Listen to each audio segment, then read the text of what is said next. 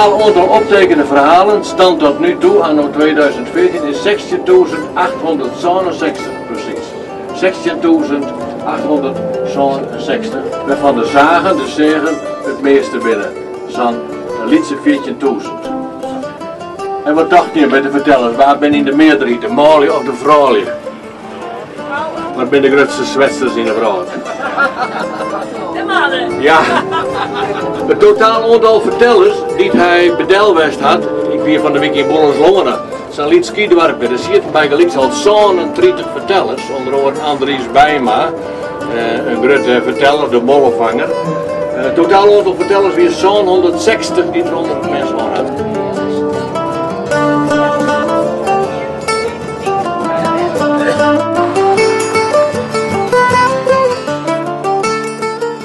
Met Jaap Engels verbannen. Wie kreeg wordt in de politiek geschoten problemen van de Zuid. En dan waren ze dus verbannen. En hij werd boeten Friesland zet en hij mij net weer omkomen. En zo'n die tijd schreeuwt jullie van de kooi.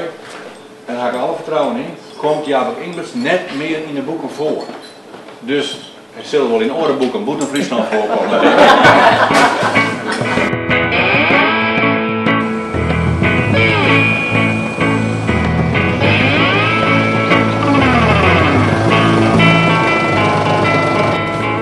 De woorden. Wie ben van de woorden? Hier wennen uw oren. Hier kregen we mosterstip bij die appels, de bielen. Soms joeg de petielen, o prei, ik wil roggene prikken. Hier waakt ze te klimmer en stiert in de simmer de rogge als goud in de speer. Hier lezen de skaden door wegen en paden. Het nerenkroot kroep door het dik. Hier kuren de zinnen tropleren grien hille. Hier viel elke woordje in de ritme.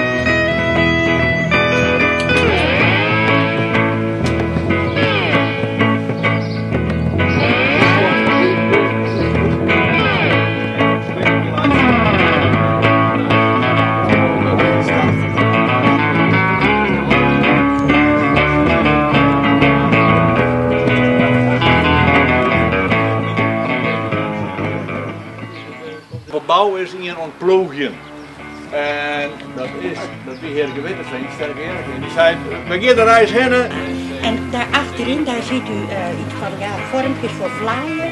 Nou, dat ongetwijfeld van een banketbakker vandaan, want dat is zo'n stapel van allemaal dezelfde. Dat werd natuurlijk niet in een huishouden gebruikt. Maar om de een of andere reden heeft juist maar wel verzameld.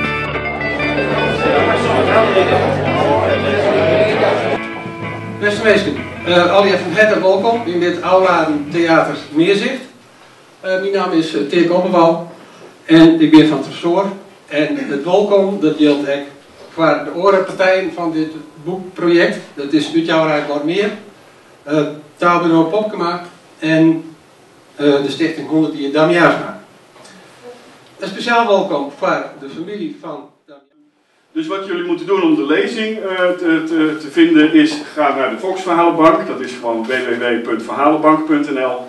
Daar staat een kleine voorstelling over Dan Jaarsma op. Je klikt op Jaarsma, dan ga je naar Jaarsma als verzamelaar en deze onderste link moet je hebben. Dat is de lezing die ik vandaag dus niet geef. Ik laat alleen de plaatjes zien en daar zeg ik heel kort wat bij.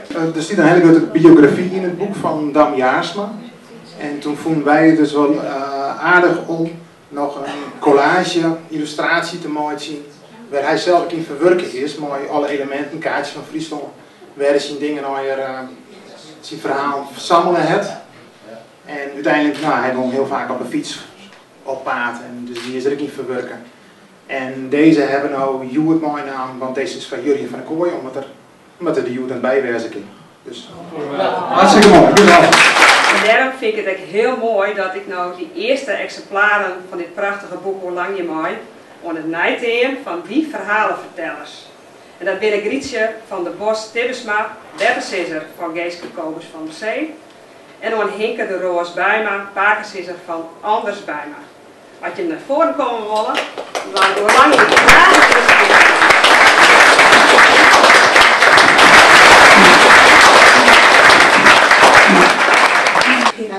Alsjeblieft, en ik hoop je dat je er heel zo wat wel van gaat zeggen. zo tekeningen lezen, ja, hè? Alsjeblieft. Fijn, dankjewel. Prachtig. Prachtig. Ja. Nou, dat is het.